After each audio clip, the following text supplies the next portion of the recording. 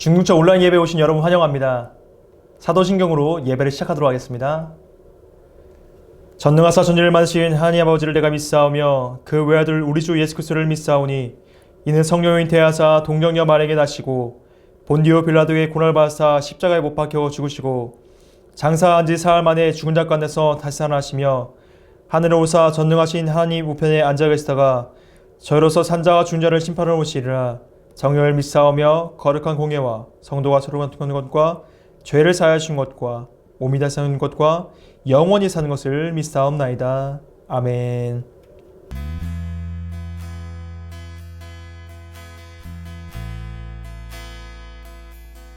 우리 주 하나님 큰 영광과 존귀를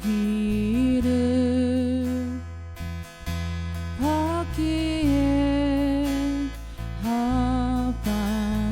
합당하신 지금 여기 계신 하나님 온 천지 만물을 지으시고 다스리는 큰 권능과 능력으로 주의 말씀 이루시니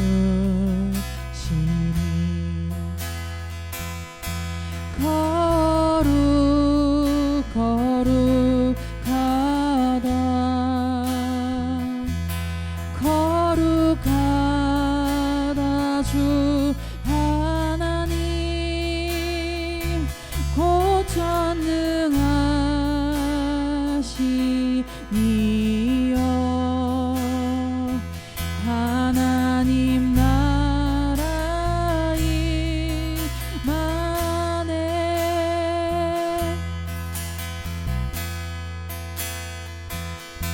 주임제 하실 때 모든 만물 경배하리 어둠 권세 물러가네 오셔서 다스리소서 주임제 하실 때 모든 만물 경배하리 어둠 권세 물러가네 오셔서 다스리소서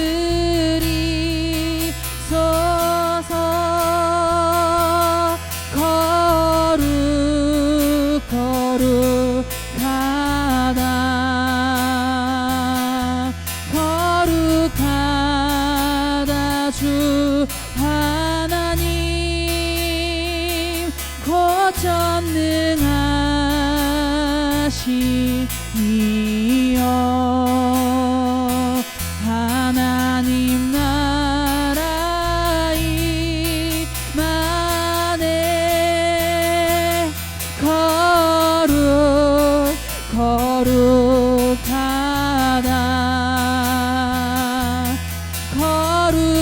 거룩하다 주 하나님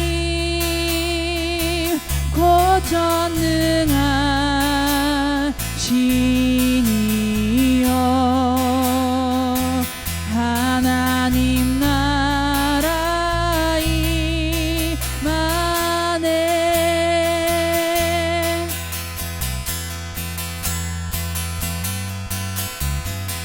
어제도 계셨고 오늘도 계시며 이제 곧 오시리와 어제도 계셨고 오늘 이제 곧 오시르리와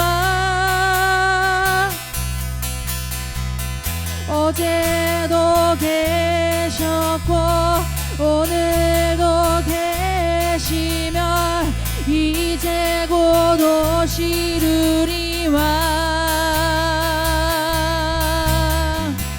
어제도 계셨고 오늘도 계시며 이제 곧 오시르리와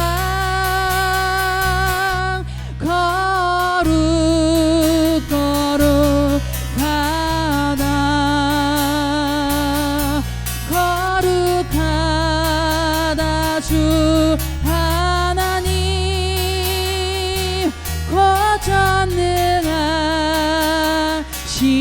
고전능하시니여 하나님 나라 임하네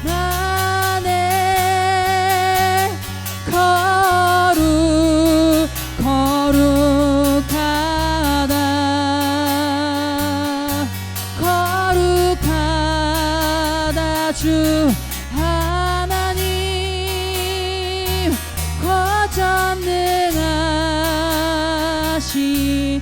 거전능하시니여 하나님 나라 임하네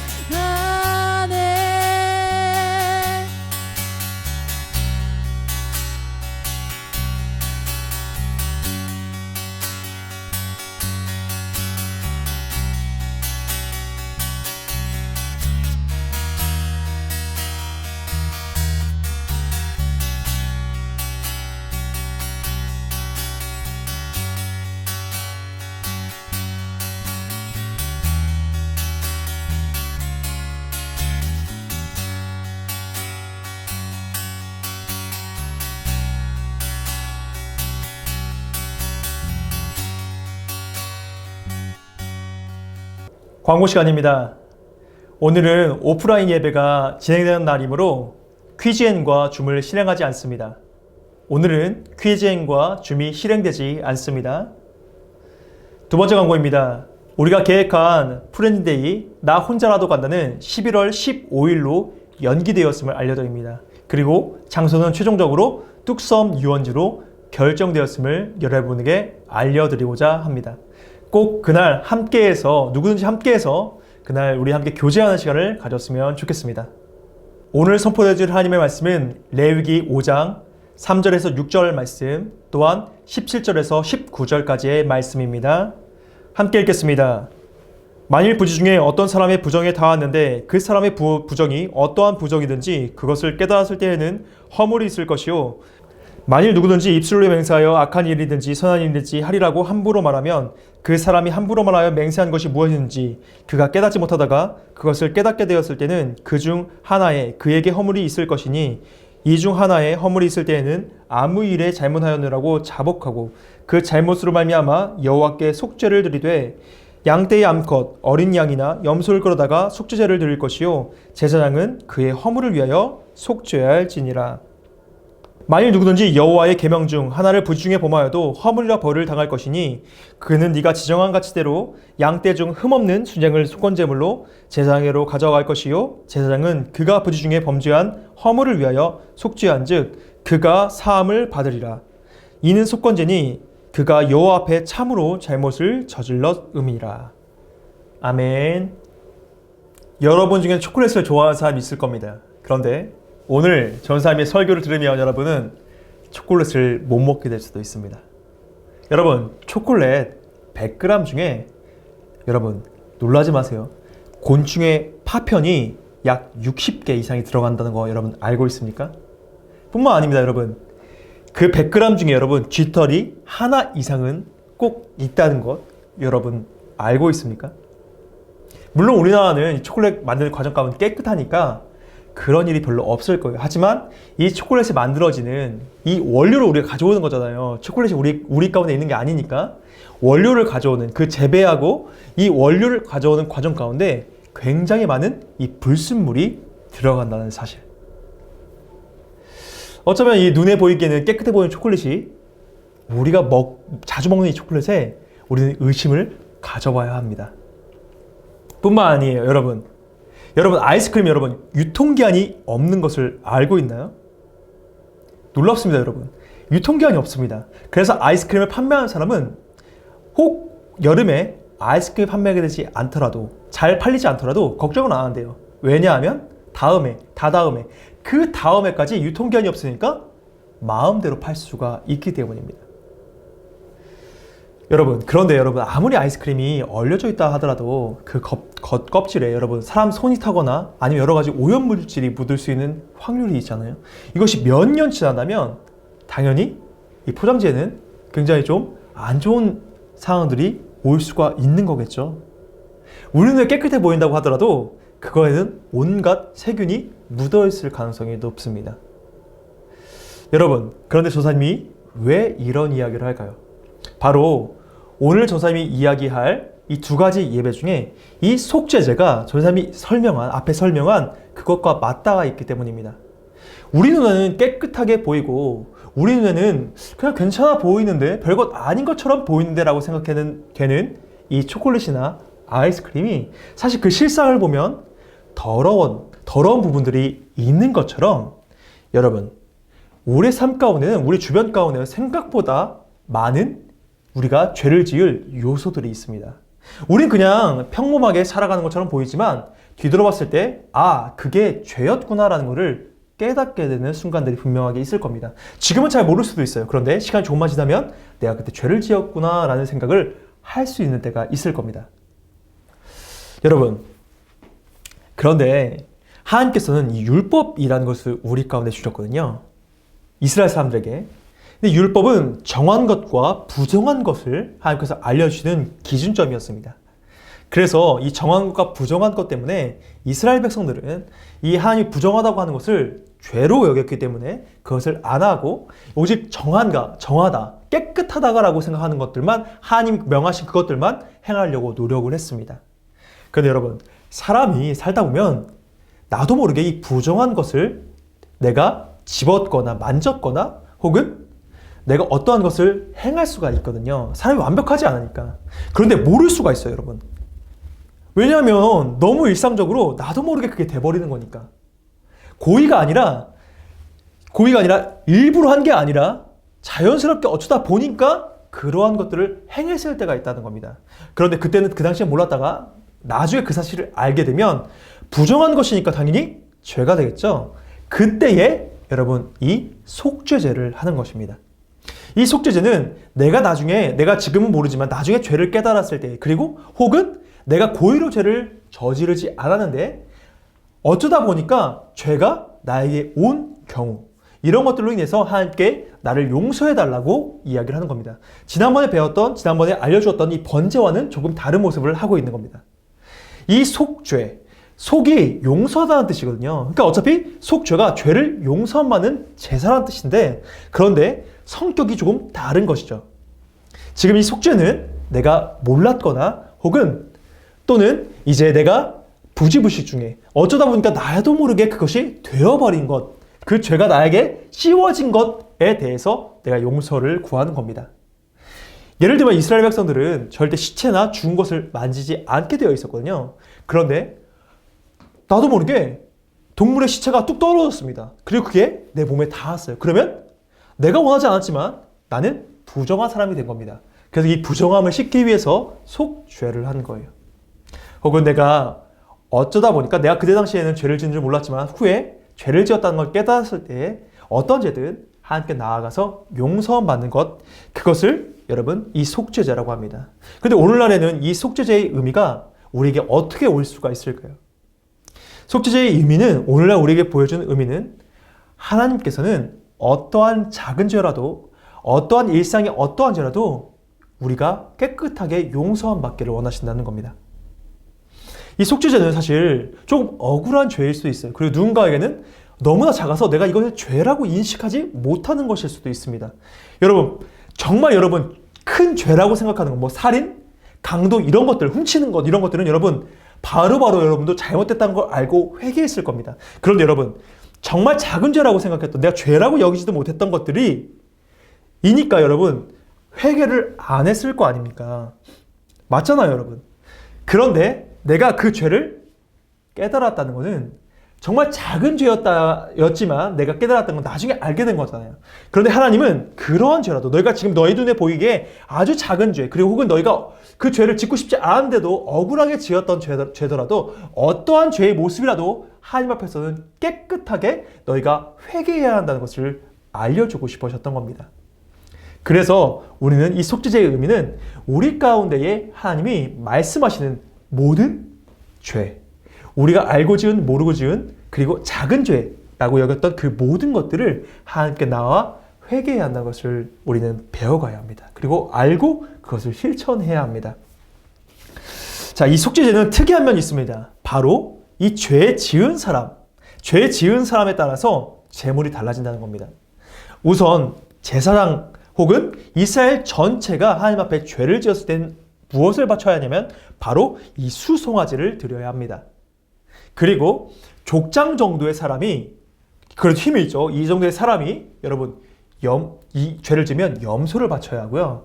이 평민은 양, 그리고 평민보다 어려운 환경에 있는 사람은 비둘기나 곡식을 드림으로 하나님께 예배했어야 합니다. 다른 제사는 이제 이 지위에 따라서 어떠한 제사를 지어야 되는지가 명확하게 나와 있지 않은데, 이 속죄제는 이 지위에 따라서 여러분 제물의 이 크기와 이 제물의 종류가 달라지는 것을 보게 됩니다. 이것은 추측키로는 이 죄가 가지고 있는, 죄를 짓는 사람의 영향력에 따라서 이것이 달라진다라고 추측을 할 수 있는데, 이것은 무엇을 의미하냐면 바로 여러분 죄에 대해서 이 지위가 있는 사람, 힘이 있는 사람은 더더욱 민감해야 한다는 것을 하나님께서는 보여주고 계신 겁니다. 지위가 높은 사람일수록 더 큰 제물을 바치는 것을 보았을 때, 지위가 높으면 높아질수록, 우리가 나이를 먹으면 나이가 먹을수록 우리는 더욱더 죄에 대해 민감해야 하고 그것에 대해 책임을 져야 하는 거라는 것을 하나님께서 말씀하고 계시구나 라는 걸 여러분 깨달아야 합니다. 여러분, 예를 들어 보겠습니다. 여러분은 가끔 이런 일들을 하잖아요. 아침 10시에 선생님께서 전화가 옵니다. 여러분, 그때 여러분 열심히 게임하고 있었어요. PC방에서도 있고 집에서 열심히 게임할 수 있습니다. 주일날 10시에 무려. 그러면서 전화를 받습니다. 선생님 전화 온 것을. 그리고 방금 전까지만 해도 게임하고 있었어요. 그런데 갑자기 급 아픈 척을 합니다. 선생님, 제가 지금 너무 아파요. 교회를 못 갈 것 같아요. 이거 여러분 다 알고 있습니다. 10시에 전화했는데 안 받는 친구, 그리고 10시에 전화했는데 여러분 아프다는 친구, 거의 8, 90%가 거짓말인 거 여러분 다 알고 있습니다.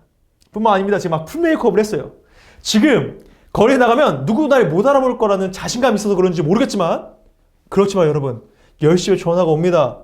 그리고 전화를 받아요. 여러분 자신감 있게 얘기합니다. 제가 지금 막 일어났어요.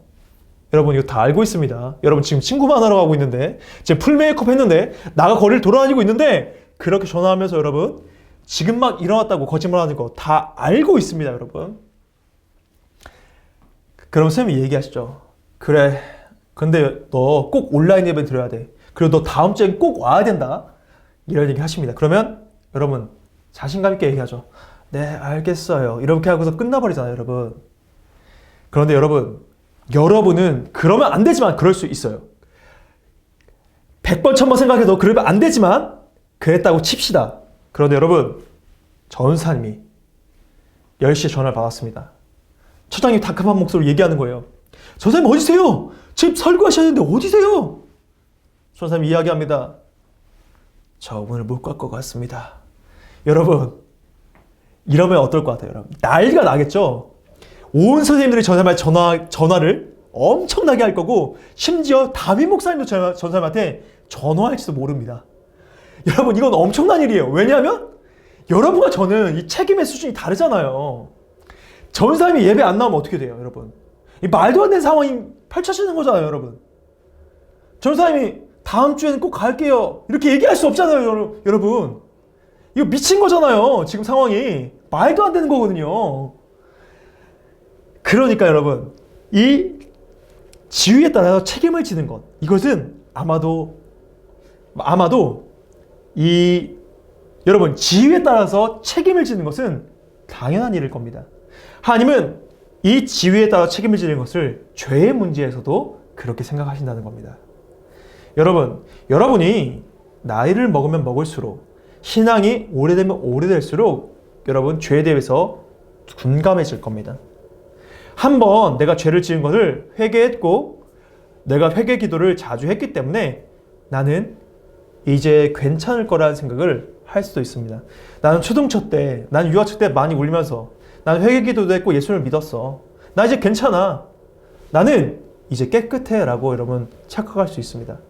하지만 여러분이 시간이 지나면 나이를 먹을수록 신앙이 깊어지면 깊어질수록 죄에 대해서 더 심각하게 받아들이는 마음이 있어야 합니다. 여러분 가운데 아무리 작은 죄라고, 그리고 내가 정말 그냥 지나칠 정도로 아무것도 아닌 것이라고 생각했던 것들도 다시 점검해 봐야 합니다. 이것이 하나님께서 우리에게 속죄제를 알려주신 이유입니다. 우리가 죄 가운데 거하지 말라는, 우리가 죄를 돌아보면서 우리가 스스로를 점검하라고 하나님께서 알려주신 것이 바로 이 속죄제입니다. 자, 그 다음은 여러분 속건제입니다.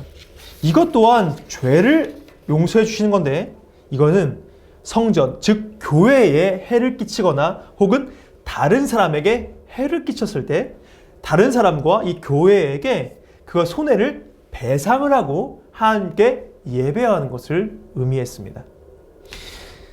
여러분, 여기서 다른 사람에게, 교회에게 죄를 지은 것을 내가 알았던 몰랐던 것 나중에 알게 되고 깨닫게 됐다면 여러분 어떻게 해야 하냐면, 이 예배는 원금, 해를 끼친 것에 원금의 20%를 더해서 그 교회라든지 아니면 그 내 이웃, 내가 해를 끼친 사람에게 주어야 했습니다.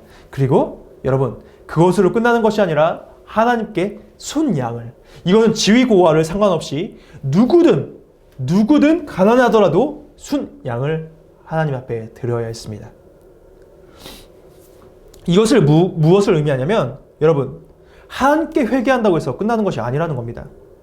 하나님께 회개하는 것은 당연하지만 여러분, 내 이웃과 교회에도 내가 책임져야 할 부분들이 있다는 겁니다. 예수님 말하십니다. 여러분, 재물을 하나님께 예배를 드리다가 만약에 형제와 다툰 일, 형제와 안 좋은 일이 있었던 것이 생각나면 재물을 놓고 형제와 화목하게 한 뒤에 너희가 예배를 드리라고 말입니다. 하나님은 우리에게 인간의 회개가 하나님과의 관계가 회복되는 일이거든요. 그것뿐만 아니라 인간과 인간 사이에도, 인간과 교회 사이에도 그러한 일을 해야 한다고 하나님께서 말씀하고 계신 겁니다. 여러분, 예를 한번 들어보겠습니다. 전사님 2주 전에 문자 하나를 받았습니다. 한 선생님이 전사님에게 이야기를 해줬어요. 한 친구가 전사님에게 전사님 그때는 이제 오프라인 예배였으니까 그 오프라인 예배 때 골든벨을 했으니까 이 상품권을 받았어야 했는데 1등을 했다고 해요. 상품권을 받았어야 했는데 그때 마침 상품권이 떨어져서 그 친구가 못 받았다고 합니다. 그런데 그러다가 그 뒤에 갑자기 코로나가 터지니까 오프라인 예배를 못하게 된 거예요. 그 온라인 예배로 전환되는 과정 속에서 그 친구가 못 받은 채로 이 온라인 예배가 계속 지속되니까 2달이라는 시간이 흘렀다고 합니다. 그래서 언제쯤 그 문화상품권을 받을 수 있는지를 전사님에게 물어본 거예요. 그 선생님께. 그런데 그럴 리 없겠지만 그 친구가, 전사님이 만약에 문화상품권을 그 친구에게 계속해서 주지 못했다면 어떤 마음이 들까요? 전사님에 대한 안 좋은 마음이 들겠죠. 물론 그 친구가 그러지 않았을 거지만 계속해서 전사님이 그것을 안 준다면 그 친구 마음 가운데 왜 전사님은 약속을 지키지 않지? 라는 생각을 할 겁니다, 여러분. 그리고 전사님과 함께 예배하는 게 점점 그 친구가 불편해지지 않을까요? 혹은 전사님이 그 친구에게 그런 이야기를, 그 친구의 그 상황을 다 알면서도 에이 뭐 크게 뭐 어때서, 그거 얼마 안 하는 거, 혹은 그거 좀 안 주면 어때? 라는 생각을 가지고 그 친구에 그것을 주지 않았다고 생각을 해보세요. 이것 또한 여러분 옳은 일일까요? 여러분 상식적으로도 이것은 옳은 일이 아니라고 생각이 들 겁니다. 마찬가지입니다. 하나님은 함께 예배하기를 원하시는 거예요. 우리의 삶 가운데 예배자의 모습을 보여주기를 원하시는 겁니다. 이 속건제를 통해서 네가 다른 사람과 관계 속에서도 하나님을 보여라. 그 예배 가운데도 다른 사람과 너가 관계가 회복되는 하나님과의 예배를 그 사람 가운데도 보여줘라고 얘기를 하는 겁니다. 여러분, 이 시대에 왜 기독교인들이 지금 욕먹고 있을까요? 우리가 하나님께 예배드리는 우리가 하나님을 찬양하고 하나님을 섬긴다는, 하나님을 사랑한다는 우리가 하나님의 말씀대로 살고 있지 않기 때문 아닙니까? 우리가 다른 사람과의 관계를 신경 쓰지 않고 그냥 나만 하나님께 예배드리면 된다. 다른 사람에게 내가 죄를 지었다라고, 다른 사람을 잘못했더라도 내가 하나님께 회개하면 되지. 그 사람의 기분과 그 사람의 감정이 어떤 게 나랑 뭔 상관이야. 난 괜찮아. 나는 기도하면 내 죄는 다 깨끗해져. 그런데 여러분, 그렇지 않다는 겁니다. 그 사람에게도 죄를 고해야 한다는 거예요. 미안하다고 사과해야 한다는 겁니다. 그래야지 여러분, 하나님 말씀이 그 사람에게도 임하고 그 사람도 우리와 같이 예배드릴 수 있게 될 것입니다. 그리고 이뿐만이 아닙니다. 여러분, 이 속건제가 교회에 해를 끼쳐도 여러분 분명하게 그것을 갚아야 한다고 얘기했잖아요. 여러분, 전사님이 이 오프라인에서 자리를 보면 가끔 낙서한 친구들이 보여요. 물론 지금은 없지만 이 낙서한 흔적들이 보입니다. 그런데 여러분, 교회의 물건을 여러분 소중하게 여기십시오. 하나님이 우리에게 주신 그 선물, 하나님이 우리 교회 가운데 주신 선물을 여러분 소중하게 여기십시오. 그래야지 여러분, 하나님의 물건을 그냥 함부로 대하는 것, 그것도 여러분 죄가 될 수 있습니다. 하나님은 그것을 원하시는 것이 아닙니다. 교회에 해를 끼치는 여러분의 모습을 원하시지 않습니다. 이것이 잘못되었다고 이 속건제를 통해서도 알려주시는 것입니다. 사실 이 속죄와 속건제는 이 레위기를 보면 흔하게 드려지는 제사는 아니었습니다. 오히려 이 번제와 화목제가 흔하게 드려지는 제사였지, 이 속건제와 이 속죄제는 흔하게 드려지는 제사는 아니었다고 합니다.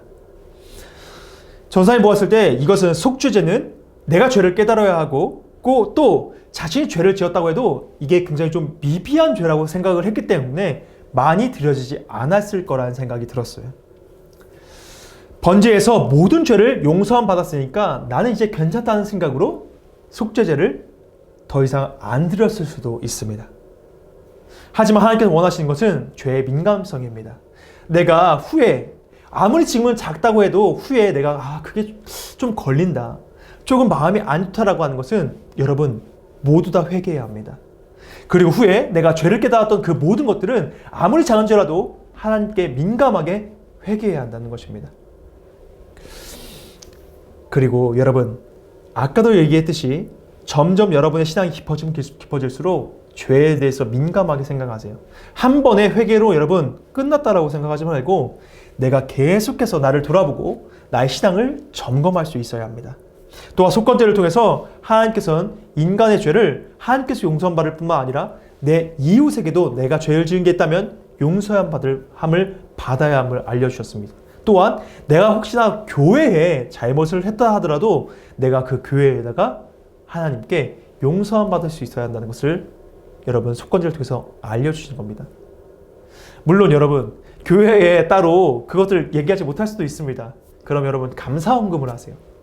제가 이러한 것들을 하나님께 잘못했습니다, 내가 교회의 물건을 함부로 사용했습니다 라는 그런 명목을 가지고 여러분 감사헌금해도 좋습니다. 아니면 전사님에게 얘기해도 돼요. 이런 부분을 제가 잘못했습니다 라고 얘기해도 됩니다. 이것이 여러분 익숙하지 않을 수 있어요. 하지만 하나님께서 분명히 원하시는 거랍니다. 하나님께서는 이 속죄와 속건제를 통해서 우리에게 분명하게 말씀하고 계신 게 있습니다. 우리의 죄는 가볍게 넘길 수가 없습니다. 우리의 죄는 어떠한 죄라도 용서함을 구해야 합니다. 그리고 이 죄는 다른 사람과 혹은 교회에게도 죄의 용서를 구할 수 있어야 한다는 겁니다. 여러분, 죄는 가볍지 않습니다. 여러분, 죄의 무거움을 느끼셔야 합니다. 한 번의 회개가 여러분의 삶을 구원받게 했습니다. 분명히 우리가 예수님을 믿음으로 말미암아 우리가 회개했을 거예요. 그때에 우리의 구원은 이루어졌습니다. 하나님께서 우리를 용서해 주시고 우리의 모든 죄를 깨끗하게 씻어 주셨기 때문입니다. 하지만 하나님이 원하시는 것은 그 한 번의 회개 이후에도 우리가 죄를 짓는 것을 민감하게 생각해서 우리가 성화되는 것, 예수님을 닮아가기를 원하시고 계십니다. 그러므로 우리는 이 속죄와 속건제를 통해서 깨달은 것을 매일의 삶 가운데 그리고 매주의 예배 가운데 행하면서 살아야 할 줄을 믿습니다. 이 시간 우리가 기도하실 때에 하나님, 우리가 죄에 대해서 민감하게 생각하기 원한다고 저희가 함께 기도하는 마음으로 선생님이 기도하도록 하겠습니다. 하나님 아버지, 오늘도 속죄제와 속건제에 대해 배웠습니다. 우리 삶 가운데 죄의 민감성이 있게 하시고 우리가 하나님께 용서함을 구할 뿐만 아니라 내 주변 사람과 혹은 교회에도 용서함을 받을 수 있도록 도와주옵소서. 우리의 생각과 마음을 주께서 인도하여 주시고 함께 하실 줄 믿습니다. 주께서 역사하실 줄 믿고 감사드리며 예수님의 이름으로 기도드렸습니다. 아멘. 오늘의 예배에 많은 은혜를 받으신 줄 믿습니다. 주기도문으로 예배를 마치도록 하겠습니다. 하늘에 계신 우리 아버지여, 이름이 거룩히 여김을 받으시오며 나라의 마옵시며 뜻이 하늘에서 이룬 것 같이 이 땅에서도 이루어지이다. 오늘날 우리에게 일용할 양식을 주옵시고 우리가 우리의 죄진 자를 사하여 준 것 같이 우리 죄를 사하여 주옵시고 우리를 심히 하지 마옵시고 다만 악에서 구하옵소서. 대개 나라와 권세와 영광이 아버지께 영원히 있사옵나이다. 아멘.